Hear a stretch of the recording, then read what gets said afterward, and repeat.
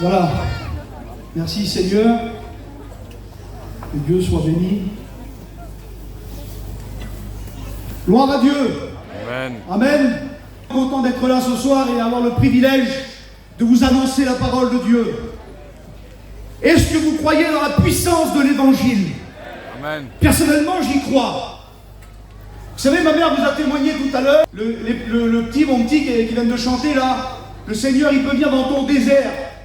Et je me rappelle de ça, je devais avoir à peu près 18-19 ans, j'étais dans la drogue jusqu'au cou, dans le péché jusqu'au cou. Et puis, vous savez, moi je ne connaissais pas la révélation de Dieu. Parce que Dieu ce soir, à travers la parole de Dieu, il peut révéler ta vie. Qui c'est qui croit dans la révélation de Dieu? J'y crois. Amen. J'y crois. Et puis ce soir-là, je me rappelle, je m'avais couché, j'étais drogué, j'étais pas bien, j'étais malheureux.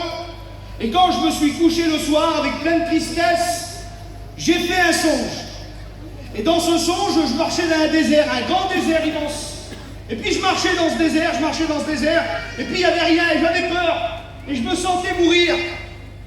Je sentais que j'allais mourir de soif. Et d'un seul coup, pendant que je marchais dans ce désert, je voyais le ciel qui s'ouvrait, et je voyais une main qui descendait.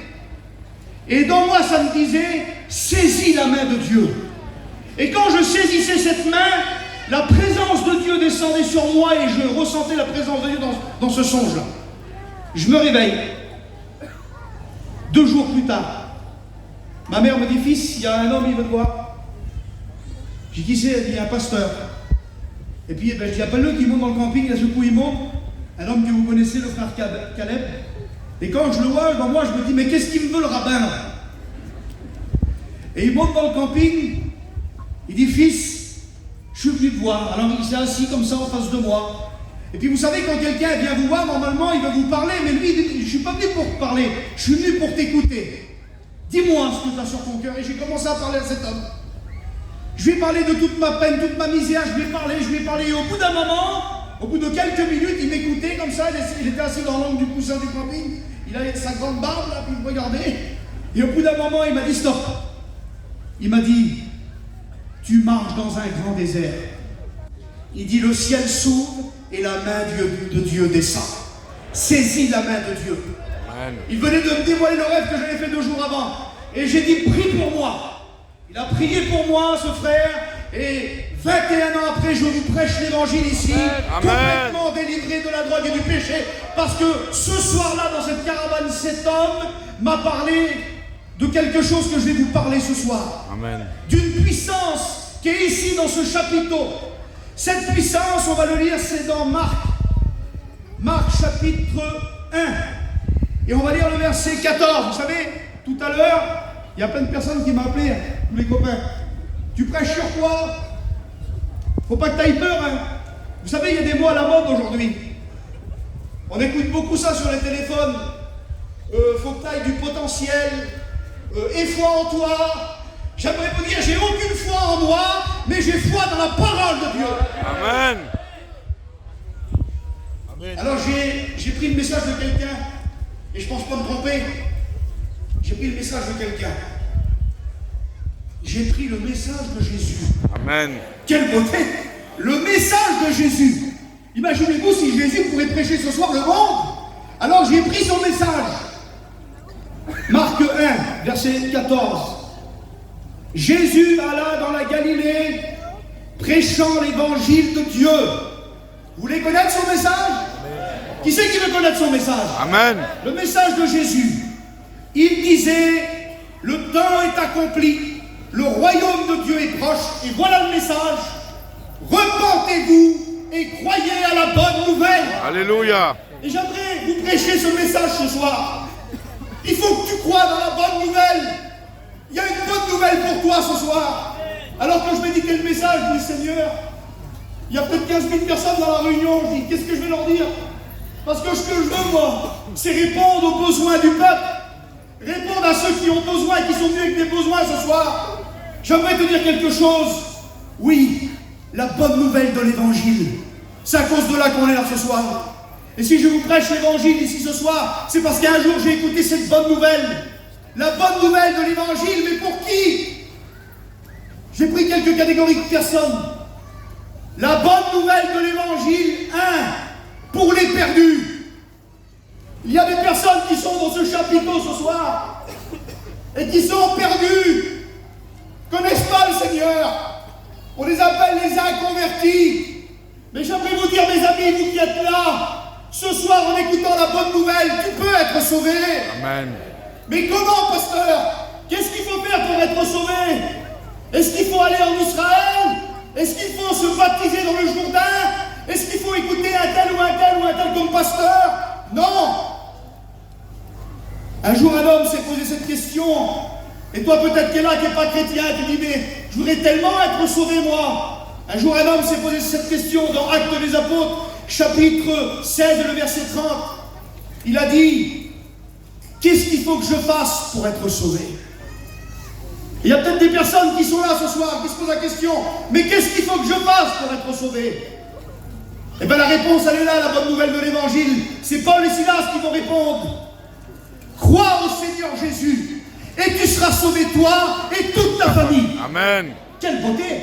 Non seulement toi, mais à travers toi, toute ta famille. Gloire à Dieu. J'étais assis avec Ephraim tout à l'heure et j'écoutais Carlo, j'écoutais Jeff. Ephraim les connaît, c'est ses cousins.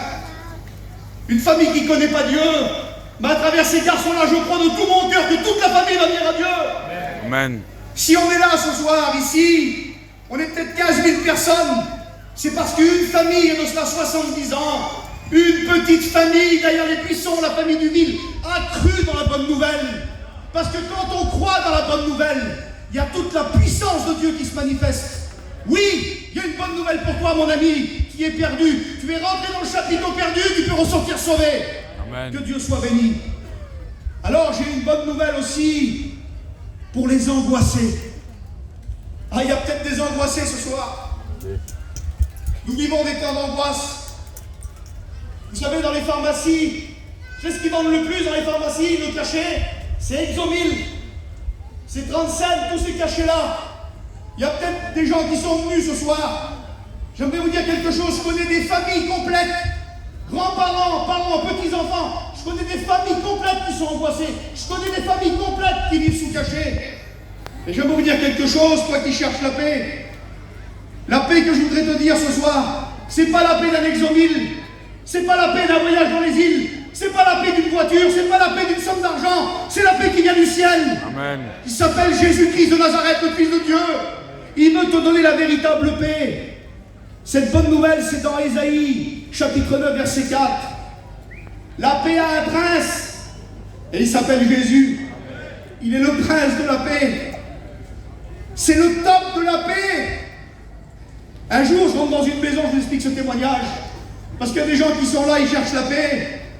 Ils n'ont pas la paix, ils sont angoissés, ils cherchent la paix dans les affaires, ils cherchent la paix sur la terre. Et un jour, je rentre dans une maison. Chez nous, là-bas, à Tismont, je suis responsable de l'église à côté, là-bas. Et puis, je rentre dans une maison. Et quand je rentre dans la maison, là, il y a tout pour avoir la paix. L'homme, il vient de refaire sa maison tout neuf. Il y a des belles autos. Il y a des beaux campings. Il y a des belles personnes. Tout va bien, il n'y a pas de malade. Et puis, il y a ce qu'il faut au niveau portefeuille, il y a tout ce que vous voulez. Et puis là, l'homme, il vient de refaire sa maison tout neuf. Et là, du coup, il me dit, Norton, viens, je vais te faire visiter. Et là, je rentre dans la maison. Quand je rentre dans la maison, il me fait visiter le salon. Alors, le coussin était neuf, tout était neuf. La cuisine était neuve. Et là, je rentre dans la chambre avec lui et sa femme. C'était un homme d'une 60aine d'années. Et là, quand je rentre dans la chambre, l'homme, il me dit, on a fait une douche marocaine. Là, tout était beau. Il y avait un lit qui mesurait à peu près 2 mètres. Et les draps, c'était Christian Dior, tous les marques, là. Un beau lit. Puis moi, je me disais, moi, comment tu dois dormir là-dedans? Tu dois avoir la paix là-dedans pour dormir. Et d'un seul coup, mes yeux se portent sur la table de nuit. Et vous savez, il y avait quoi sur la table de nuit? Il y avait tous ces vilains cachets, là. Tout des cachets pour les nerfs. Et là, au bout d'un moment, j'ai regardé cette femme. Je dis, apparemment, ça dort pas trop bien. Et la femme me répond, fils, ça fait plus de 20 ans que moi et mon mari, on est sous cachet. Et là, le Seigneur m'a donné une parole, j'aimerais vous la dire.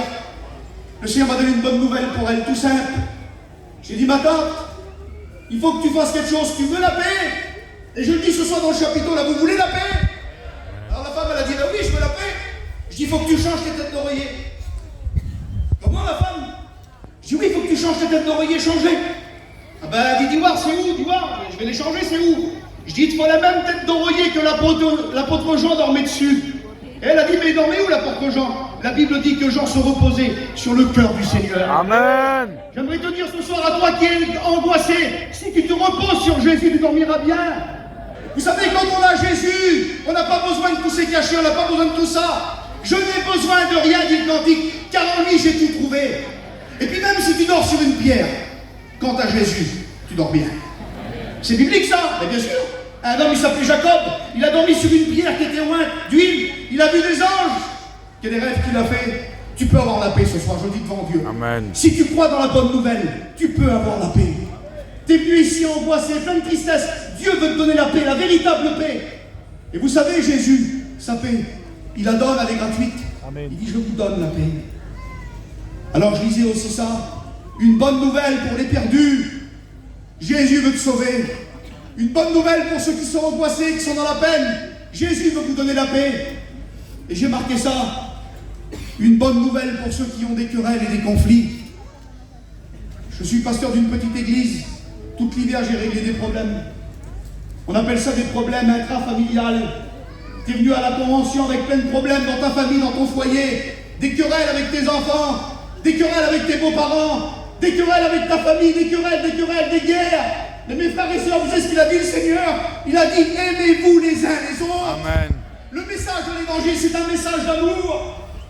Et combien de monde sont venus ici, peut-être ce soir, avec des conflits? T'en as pas marre de la guerre? T'en as pas marre de tout ça? Dieu veut mettre la paix chez toi. Alors c'est quoi la bonne nouvelle pour ceux qui ont des querelles? Qu'est-ce qu'il veut faire le Seigneur? La Bible dit dans un psaume que vous connaissez, le psaume 23, tu dresses devant moi une table en face de mes adversaires. Le Seigneur, il est celui qui veut mettre la table de la réconciliation dans ta vie. Quelle belle table, la table de la réconciliation. Sur la table de la réconciliation, il y a la paix. Sur la table de la réconciliation, il y a la joie. T'en as pas marre de manger à la table de la guerre? Pose tes armes ce soir, repens-toi et viens manger à la table de la grâce. Gloire à Dieu. Accepte le message de la paix, accepte le message de la bonne nouvelle. Un jour, je suis rentré pareil chez du monde qui avait des conflits. Écoutez ce témoignage, Seigneur. Un coup, j'étais faire une réunion. Et puis, vous savez, un pasteur, quand il sort d'une réunion, il a faim. Là, les Parisiens le savent, on se voit toujours à la soupe, au hall. On est tous dans la soupe le soir. Et puis, je sors de cette réunion, et puis j'ai faim. J'ai envie de manger, il est 11h du soir. Et là, quand je rentre, il y a du monde qui avait eu des histoires. Ils étaient en conflit. Il y avait eu un conflit familial, et c'était assez grave. Et puis, le terrain du monde, il est juste en face, pas loin de chez nous là-bas. Et d'un seul coup, qu'est-ce que je fais? Après la réunion, j'ai la Bible sous le bras, comme ça, je vais pour rentrer.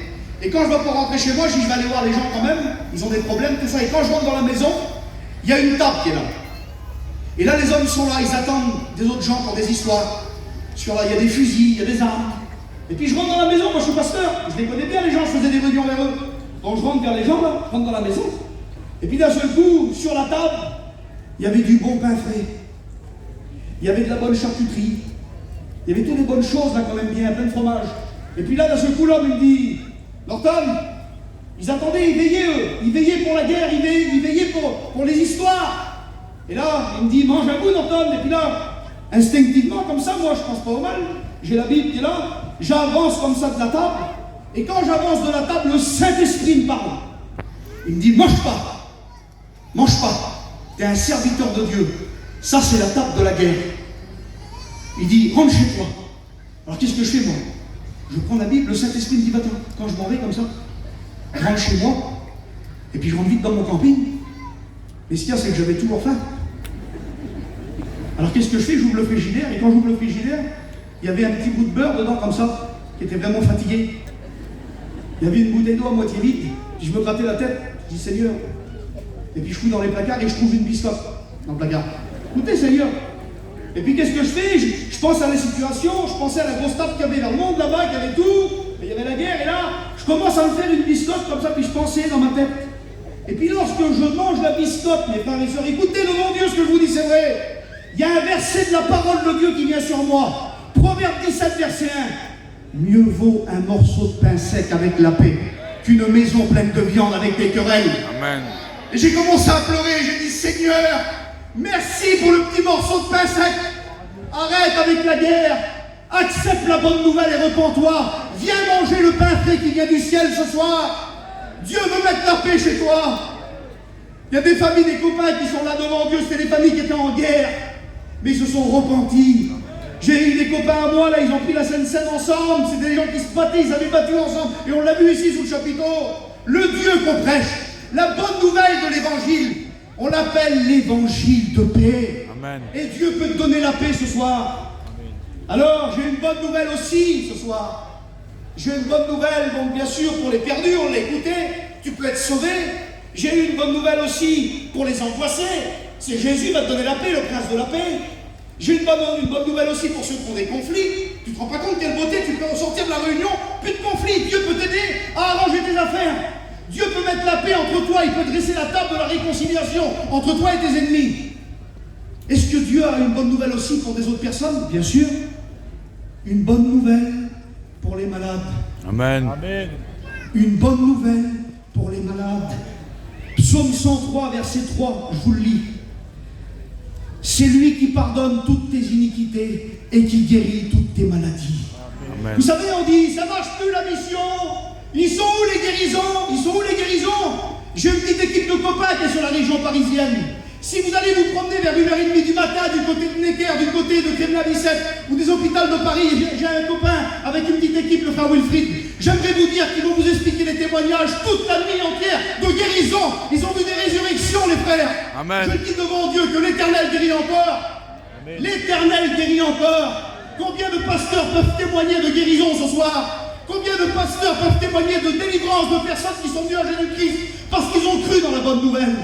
Je le dis devant Dieu, Dieu n'a pas changé. Amen. Il est le même, hier, aujourd'hui, éternellement, il est le même ce soir. Il est capable de te changer. Mais c'est quoi, Antoine? Qu'est-ce qu'il faut faire? Il faut croire dans la bonne nouvelle. Il faut croire dans la bonne nouvelle. Il faut croire dans la puissance de l'évangile. Et puis je vais terminer dans pas longtemps. Il est simple le message ce soir. On va dire sois simple, Norton. Je ne sais pas si c'est compliqué ce que je suis en train de vous dire, mais il n'y a pas plus simple. Une bonne nouvelle pour les perdus, pour les angoissés, pour ceux qui ont des querelles, pour les malades. Et je termine maintenant. Une bonne nouvelle pour les captifs. Une bonne nouvelle pour les captifs. Les personnes qui sont liées, enchaînées. Il y en a peut-être ce soir ici dans le chapiteau là. Peut-être que tu es venu là avec plein de liens sur ta vie. Les liens du péché, les liens de la drogue, les liens de l'alcool, les liens du mensonge. Et puis aujourd'hui, il y a tellement de choses qui se passent dans la jeunesse avec les téléphones. Des liens terribles que vous ne connaissez même pas. Des liens cachés, enfouis. La Bible dit, je vous lis le texte de la parole de Dieu dans les psaumes. La Bible dit, il délivre les captifs et il les rend heureux. Amen.